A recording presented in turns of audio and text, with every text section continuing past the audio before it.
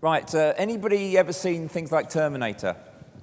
They're called anti-utopian technology. So we're basically, we've been given this topic of man versus the algorithm. So you can take this in several ways, but there are actually nice movies where, like Wall-E, where the computer becomes very good. It's a really nice person. There's other ones which are T3. So we're going to politely go through that topic area, so you can all decide whether your case. And I've got the most fantastic panel to do this. Have you ever had someone say to you, "It's not rocket science"? Who's ever heard that phrase? Well, George actually can go, "Yes, it is," because he's actually a former NASA rocket scientist. And he's now CEO and founder of Rocket Fuel, quantitative scientist, big data, but also, which we'll particularly chat on, artificial intelligence used in this space. Next to George, we have Ricky Liversidge, who's all sorts of things, was previously at Adobe. He would define himself maybe as an old radio officer, but he comes from a completely different space. You know where ads go to things like TV stations, and there's things called trafficking. Imagine if you start there, and then you think to what other things you can add and how that goes up. And he's global CMO for DG, the holding company, which has MediaMind in part of it. And then we have that good old thing that we all like, a client, which is Singh. Sam is that best type of client because he's been at P&G, he's been around the world, he's not just media, marketing, business, and he's now head of media planning and strategy for GSK, for those who don't like initials, GlaxoSmithKline. Okay?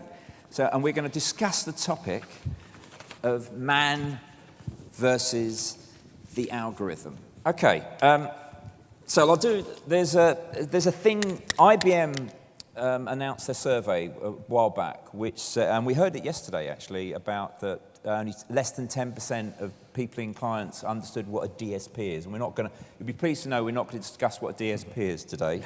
Shame. Thanks, well, we're the most relieved about that. So IBM's study said that the biggest worry of a global CMO was the fact that they felt that they were out of, the biggest gap in their knowledge or their worry factor was a lack of control of data, right? So we keep on hearing big data, we're going through. So to what extent, if we talk about the area of data and computers, is the genie out of the box? Is it that you've got no choice now? Or is it we're over-exaggerating? What's the reality? George, so where are we on the internet and computers? George, what's your view? Well, the interesting thing is I worked at IBM 20 years ago, and we used to call it data warehousing instead of big data, and we used to call it data mining instead of data science and machine learning and AI. But it's all the same right now, what's happening in digital media that happened in sort of the CRM and database marketing groups in marketing long ago when they realized direct mail and then in the early days of email were direct channels. So what's happened is now we realize online digital can be a direct channel as well, where you don't have to send kind of a dumb broadcast message, but you can be intelligent about that. And so I think really what's happening is just the CMOs, they're realizing all of a sudden it's not just one little channel now that can be direct and smart and data-driven, but really all channels now can use that intelligence. And it's the IBM survey counted it as the area that they felt least prepared. And I think that's true, but there's a lot of technology and a lot of companies that are working hard, like Rocket Fuel, to help. But so if I just push, sorry, let's do the technology part of it. So what are the circumstances around? So people used to think the brain was a supercomputer, but what a computer does originally was just do things quickly. What's different now? It's not just doing things quickly. You know, we're talking about artificial intelligence. What is it that actually makes it a paradigm shift from what was possible 5 years ago or what's possible now? What are the market or other factors that are out there? Right, well, that's the interesting thing, that now, because of advances in computation, you don't have to tell the computer anymore precisely what to do. You can give it a goal and have it learn how to do that better and better over time. And so that's a great opportunity for marketing, meaning you can just talk about not in the language of, I'd like to allocate this percentage of the budget to behavioral targeting, this percent to context, this percent to endemics and retargeting, yada, yada. But you can just say, I want more customers. What it means to me to get another customer is to get a person to this thank you for becoming a customer webpage, and you computers over there, you figure it out. And they just can. They just can. Indeed. We'll come back to this. Right. So we were chatting about this, that everybody's been long enough to submit a client. You produce a film and you send it to a TV station and used to slot it. We were chatting about earlier that now you can start to experiment. And so what's different from where you're coming from? What DG? Well, I think, CMOs should worry about data. I think they should continue to embrace it the way they are embracing it.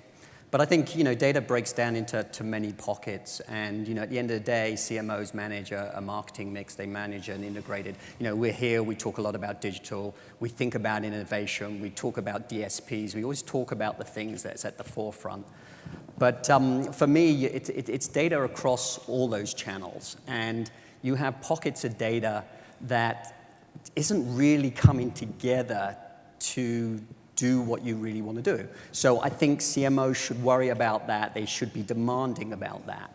But I think this whole thing about embracing data, I think, again, from a DSP point of view, it can put you in front of the right audience. So it can find you the right person. But is it in the right context? Is it brand safe? Is it being viewed in the way that you expect it to be viewed? So I think data can drive all of this. And so I think for CMOs, I think, you have to embrace it. But I think, from a technology point of view, a lot of these the barriers are coming down to really be able to help across the full marketing mix. Just go back to, is it the case that it's tipped and, the computers can do it all? It's just a question of whether the clients can connect up their data. So what, going back to the man, but is it the fact that the man doesn't want to let the algorithm and the computers do what they can do? Or is it the fact that we're exaggerating to what extent? I think there's certain areas where data and technology can take a lot of the heavy lifting and make decisions for you. But I still think you have to connect man to that in certain areas of that marketing mix. And, let's be really clear, from a TV perspective compared to an online perspective, those two worlds operate very, very different. And I'm sure as we go on, we'll talk a little bit more about that. Yeah. We talked about this before, my worry about the man versus machine. I think it's sort of it's interesting. At any point in time when the machines start to do more than they did before, there's sort of this area between us, But if you look back now, I mean, we all got here with machines, trains, planes, cars. Yeah. The word computer used to refer to a human who had an adding machine and was given a series of tasks and had to do them all. And now, once we've all gotten comfortable with machines doing these things, it just doesn't bother us anymore. And so there's always, the shift over time. The shock that is it the language that we're using? So Sam, so you're, what's the real world? You're a client, you're actually spending money, is the genie out of a bottle, or how much is man still the orientation? How much do you really see the reality of media planning and buying being the machine doing it for you? Look, Mark, finally, I think it's about moving volumes and cases. And as you move away from direct response businesses into the CPG world, where best-in-class companies are probably spending about 20 to 30% globally on digital, the big elephant is TV. And until you get into addressable TV in a big way, it's not going to go away. So yes, I mean, big data, kind of based media buying and planning has a role to play, but we have to currently put it in context. So you're saying, so am I understand, in the internet world you say, yeah, it's got to be, but you're saying, look, the majority of still what I'm doing is over here, jury's out, yeah? Okay, right, just from the point where we'll push you to, because you've got very different perspectives. So I don't want a sales pitch, but for the sake of the audience, could you, do very different things? So, George, can you explain rocket fuel? Explain to me a little bit what artificial intelligence is, rather than just saying we just ask and it just does it. Explain to me a little bit how artificial intelligence works and why someone, what makes it persuade these people out there that it's both real and it's really helpful. Sure. Well, so very briefly, the way we work with customers, typically an agency, is we make ourselves look like Yahoo or any other media partner. We just want to get the brief, respond to that with what we intend to do. But then the machine part of it is really once you are running a campaign, and any of you who've run digital media, I mean, it used to be, it was maybe 90% planning and then, launch and run and measure. And now it's really, there's still a lot of planning that sort of didn't go away. Now there's just even more work on the optimization, the monitoring, measuring, and budget reallocation, shifting things around. So what the machines are really good at is once you've launched a campaign, the machine can just detect out of all this information, it sees that it served an impression on this site and didn't convert. Let's say it served an impression on this site and it did convert, or it did lift brand recognition in some survey. So the machine learning aspect is just kind of putting together this giant list of every impression I've served before, all the things that kind of describe each of those impressions, not just the user, but context, device, time of day, and whether it worked or not. And then the machines can just look for patterns, and so they'll find things like websites you wouldn't have thought of that are actually driving really solid performance, and then they can go buy relatively more impressions from those sites using a formula and real-time bidding to sort of skim just the cream off of 30 billion or so impressions a day that flow through our systems. So in theory, because we're talking about, so if I add something else to it, so we were talking to people about where people are, if someone else had to talk about their net promoter score, it could be a customer. So as long as someone puts that in and you've got feedback, in theory, as I understand it, you don't just have to optimize the cost of the media, you go closer and closer to optimizing what the client wants with the outcome. It could be a visit to a stadium, as long as someone gets the data back. Exactly, and so the main thing then is trying to be able to get the data back as quickly as possible and as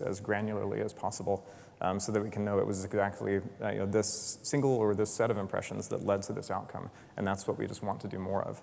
So it's nothing more than just simply do more of what works. Repeat. Yeah. There's some smart experimentation in there that, as an agency perspective, a lot of companies come with this pitch. We have computers, we'll do everything amazingly, but then begins this long period of worry and fretting where the machines aren't actually working that well, and you're told, don't worry, it'll get better. But so the cool thing about the technology now is that you can actually experiment really quickly as well, meaning not consuming that much of the budget. And do that very efficiently. So even the initial period of learning can be as short as a few days. So Ricky, so your business comes from a production spot. I mean, you better describe it, but explain, because we were chatting the interesting context of metadata, which is what Ricky was explaining. So explain to me where it comes from, what's the missed opportunity? Yeah, so we're a little bit different, I guess, from just a pure technology company in a certain vertical, in a certain niche. DG is actually a company that has one foot firmly planted in the TV world and one foot firmly planted in the online world. And that really sort of gives us a unique perspective and a unique viewpoint. And more so, our clients are asking us to bring those two worlds together. So some of the things that we do, just to give you an idea, clearly live events are a big marketing opportunity. Things like the Olympics, things like the Super Bowl. DG actually delivers 80% of the TV ads into the Super Bowl. And a Super Bowl ad may be a $4 million placement, and that's not even talking about the creative. So advertisers care greatly about that.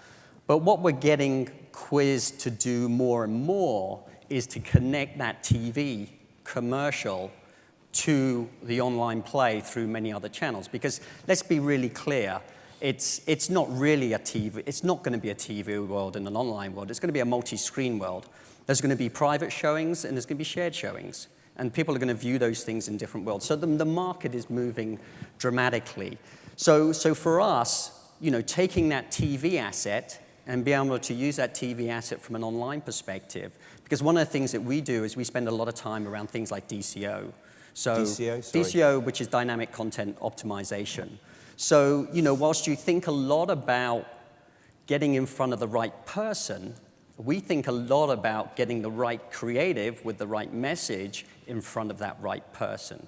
So, in today's world, certainly on the online side, what you have is you have traffickers out there that are actually taking a piece of creative and really sort of connecting it to an insertion point. Yeah? That takes a lot of man hours. It's a menial task, and it's a cost to the business. You should be able to automate that. You should be able to automate that process, because you need to be able to make less content available and be able to make decisions. So you can do that for digital media, you can do that for rich media today, but you can also start to do that for video, and you can start to do that for other things. So you can add other things. So we were chatting about, at the moment, for example, it's quite interesting. At the moment, TV buyers buy ratings, but then don't know what the ratings are until they come out. Right. On the basis you know what the rating is, you could actually start changing the TV schedule to chase where the audience is for your opening night. So actually, if you really wanted to reach somebody on the night, you just go that way. You know, the world of TV is changing dramatically. It's moving to a multi-screen world. So, you know, the way that you can make decisions for like addressable TV and other things about how things are being viewed. Let's talk about, you know, second screen advertising. You know, people who are sat in front of a TV screen, the majority of people, something like 41% of the population, actually sit there with either their mobile phone or their tablet. When commercials come on, people like to click. People like to do things. If your commercial that's on screen is synced to the commercial that's now on your laptop or your tablet or your mobile device, the engagement level, the experience, you know, we did a whole test around O2 and Channel 4. So we know what those things work like. So the opportunity to connect screens is huge as well. So, you know, I just think that the sky's the limit. So when you have one foot in TV and one foot online, no, okay. I think so you let's can bring go back. together.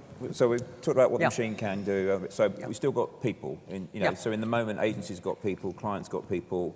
So are you talking about replacing people, or what? You know, so what's the benefit? What's the difference that you would advise? So look, here's a data point in the TV world.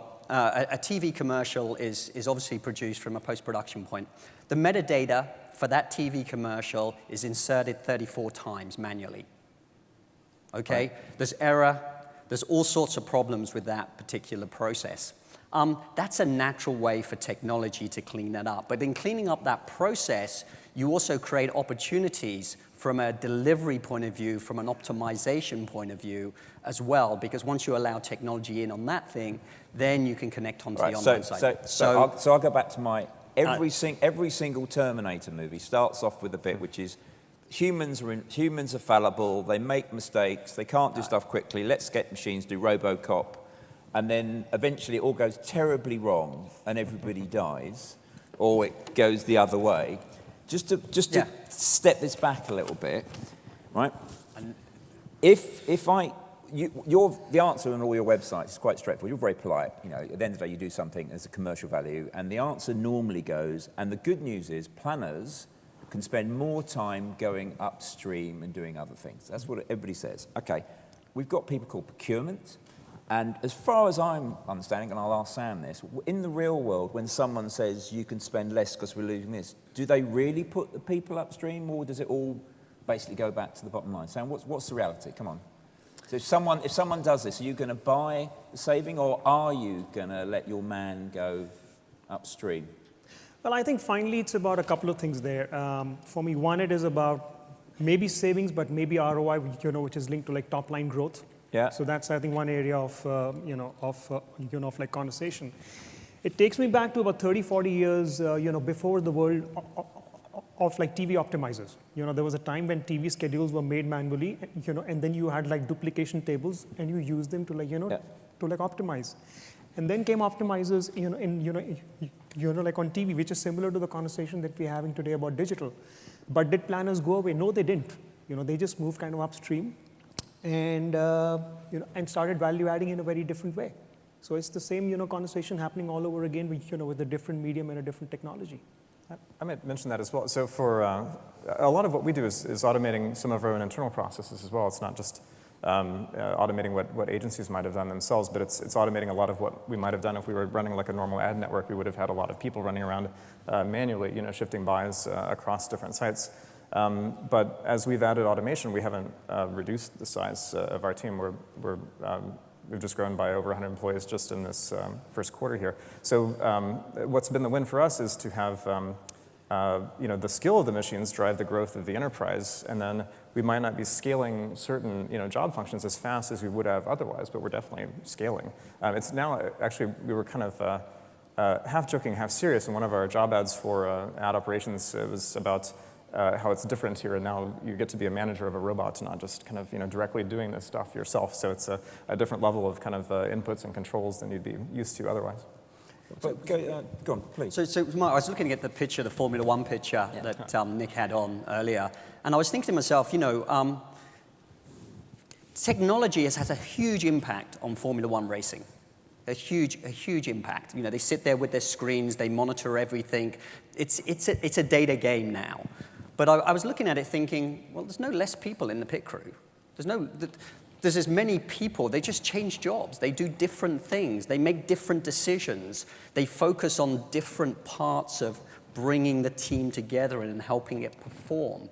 Could you run a Formula One team without a driver and allow the car just to do the job? Well, probably in time you can. But I still think it's very sort of people just change. You know, I was a radio officer. I learned Morse code. I can do 30 words a minute of Morse code. That is the most useless skill set in today's world.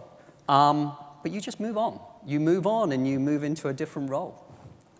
I think many of us, I'm sorry, but Go, I fell in love with advertising. I was, so I'm a kind of a computer science geek, and I wouldn't have necessarily ended up here, but I was doing consulting with a mutual fund company trying to predict stock price movements, and then a large CPG in the US trying to sell more mayonnaise. And it was just more fun to help the people sell the mayonnaise, and I think all of us today looking at Chuck Porter or the S.E.B. Miller ads, that's what we fell in love with, right? It's not looking at a spreadsheet and trying to discern I completely get your passion and your skill set, and the reality is all you guys would get a job because you're a rocket scientist and you've been I mean, but we're talking about planners and agencies, and not to be rude to planners, I haven't been an ex-planner.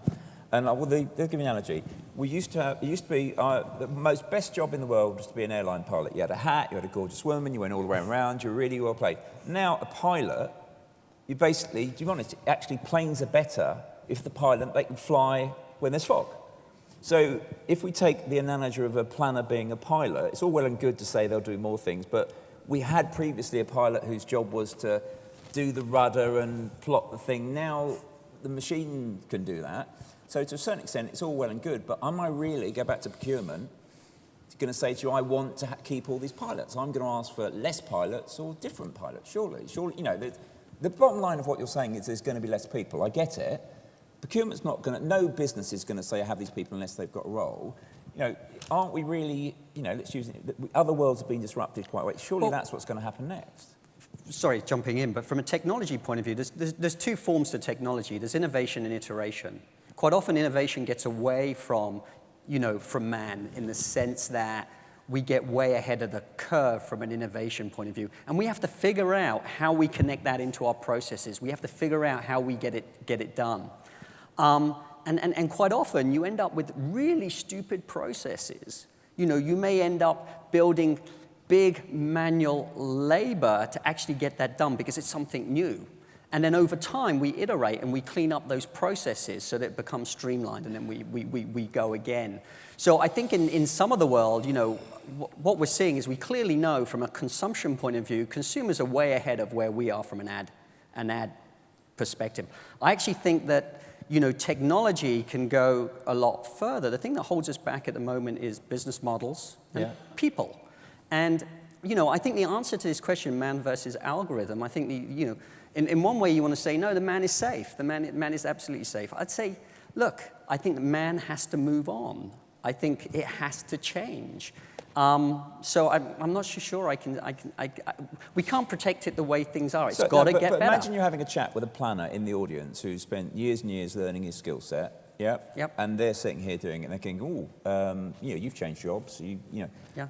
How do you persuade? What should he do next? Or, you know, how do you persuade him he's in the right place? Because, you know, at the end of the day, if, you know, I was a pilot. I'm not a pilot anymore. You know, that's the reality, isn't it? Well, the best ones of ours, I mean, they love the more strategic side of it. They love nothing more than pitching a new client and helping out, talking to that new client, figuring out what his strategy would be. I mean, there's much more to it than just once you've got the ads and you know you have $1 million to spend, where to spend it, right? There's just more to it, and I think so. What we want to do with the automation is just free them to spend more time on that human level than just things that, you know, a very clever Excel script. No, I get the freeing of time. I'm just going. I get the freeing of time. I'm just making the point. They're pilots, and then when that skill's not required, you can't suddenly make them computer scientists. Oh, so they've got a huge skill gap. But planning's become more complicated. The amount of channels you have to plan across now. You know, we have there's a TV planning team. There's an online planning team. People are going to want to integrate across that. So I think planning, you know, planning for social, planning for this, planning for that. I think really what you want to do, and you've got premium content, you've got remnant inventory, you've got all sorts of things. I think planning is very complicated today. So I think what you really want to do is move them on up to the things that really matter. So it's still planning, it's still planning to, where do I bet my dollars? Where do my dollars go? Where do I create the most impact? But it's just a slightly different form of planning. Okay, The pilot's different today. What would be your analogy? You So know, I'm to just using, I'm add using to- planes. What's what, you know, your just add to client? what What's Ricky your is- analogy for it? To just add to like what he just said is, in my mind, I think it'll simplify things by making technology now do a lot of the transactional work. Yeah. And in the process of that simplification, it'll make the thinking more strategic. It's going to be like more about like what in military they call like kind of setting the commander's intent. Like what's the strategy that we're going after? What are the rules? How will the holistic kind of the view look like instead of trying to worry about making individual pieces happen. So it's going to be more of an integrative role, more of a strategic role in that sense, and less worried about kind of sending the release orders out of the door or doing that kind of stuff, which is where the technology comes in and makes that happen. Okay, so we were chatting about this. So the best example, supposedly, of algorithm-driven businesses is Wall Street. Mm-hmm. And lots of people would argue that the problem with Wall Street was what the algorithm did to cause the crash, because it was... So if I push back on you, saying, you've got that, off it goes, result, thank you very much, we're all sitting here in a massive recession. So good luck to the machines, good luck to... What do you say to that? No, I don't think that the issue is about machines. Like machines are like amplifiers, right? They will amplify like like whatever your intent is in the first place. So if your intent is like not robust, it's going to result in crashes. But if the robustness is there, then it's going to be a real enhancer. So, so it's more about like how you deploy it rather than kind of focusing on the algorithm or the machine itself. So you're saying the issue with Wall Street wasn't the machines, is what the I think machines it's are told the oversight. to do. They were Absolutely, optimizing. it's the oversight. Okay. It's kind of like application rather than control. Okay, I think there was an interview recently with a hedge fund head about the flash crash, and isn't it horrible that all these machines did this terrible mischief? And he said, well, no, it corrected itself in half an hour. That's the amazing thing relative to other crashes that were purely based on human sentiment and selling that either took, in some cases, decades or at least years to recover from. So I think with Wall Street and media, there's an interesting analogy where there's a big difference, and it's hard to perceive it, between kind of dumb machines and dumb programs that are just programmed, if the stock falls this much, then sell, versus smart machines and programs that are really always observing and updating their estimates on where things are likely to go. And I think on both sides, actually, there's very little of this sort of adaptive and learning style that's in play, but it's growing. So, because we've got, again, spend ages, which is interesting. So, but let's do practically. So, go back to the conversation. You're chatting to a chief exec or a business, and we're talking about. I'm sort of hearing you're saying man not versus algorithm, but we need a different type of man. And if I'm maybe putting words into your mouth, it's an ability of the man to control the robots. Is that right, or? I don't want to call you robots, but I think that's the future. And we're used to this in so many areas. It just barely registers anymore, right? You just talk to your phone in your pocket and ask it to do things for you, and that's normal. So I think that's the question is sort of what opportunities what opportunities unfold, and how can we shift our own behavior towards leveraging those opportunities? For example, focusing more on the goal versus the process for getting to the goal, and how can we deliver better results by doing that? Let's get to practical advice. So so if we say there's a different type of person that's required as a skill set, so your agencies have got lots of skill sets with different for you, and maybe that's the point. They need to think of what their skill sets are and not try to duplicate or replicate things to do. But if what's needed is more people with computer science skills, if I'm from MIT, I'm going to work with you guys, aren't I? So what's the next generation of talent going to be like that you're going to want that the agency? What would you advise? If you were telling someone now who to recruit or what to look for, what would you advise? On the agency side, I don't think it's changed that much. It's being a good manager of your partners. Some of them may have robots, some not. Be smart, understand the objective, understand how to measure your partners relative to that objective. And if you're doing that well, it almost doesn't even matter, what's happening sort of under the hood, whether it's a human piloting or the autopilot. Ricky, talent? Talent, I think I'm a bit biased here because my son's a math major. He works at an agency in London, but he grew up in San Francisco. He grew up in the Bay Area, so he's incredibly comfortable with technology. He's incredibly comfortable with change, and I think when you're employing a younger base staff, that's what you're going to get. And so I think you are going to see not just necessarily good business people or whatever, I think math major, my son's biggest regret is that he didn't do computer science. And he would not have taken that into a company like ours. I think he would have still taken that to the business side. So I think you'll see a mixing of talents. So, yeah. Sam? I think I'm for interested me, to both what you want from your agencies and what you think you're going to have internally. I think for me, the appreciation of technology will be a given. That's the basic that you have to have in place, to play. But for me, it's going to be two things. One is the ability of keeping the client's interest kind of front and center. Finally, it's about moving volumes, and you have to keep that in mind. And the second part is the ability to cut through the noise and some of the the technology, etc., and say fundamentally what are we trying to achieve, and does this process, this algorithm kind of deliver it or not? Instead of kind of worrying too much about the nuts and bolts of how it works. So it's that combination that really will set people apart. Similarly, as it does today, for TV, for digital, for print, out of home, it's the same skill set, just applied to a different environment. So final thing, and I'll give this to Ricky to wrap up. So inevitably, everybody always goes with change, and we talk about this. Everybody always has a tendency to put it off. Okay, so it's 30% of the internet now, so I'll leave it. Okay, persuade some of the people here why they should start doing something much more serious, and regardless of what they do or who they do it with, why they should start thinking about their planning and their strategy. What would you say to? Look, in 5 years' time, the world is going to be very, very different to what it is today. You're going to see converged media. It's going to be a multi-screen world where people are consuming information in many different ways. Social won't be a channel; it'll be part of what we do. So, look, it's a changing world, and if you want to keep the silos, then I don't think you're going to be sort of driving the type of outcome and return on investment that most CMOs are under pressure from the CEO to deliver.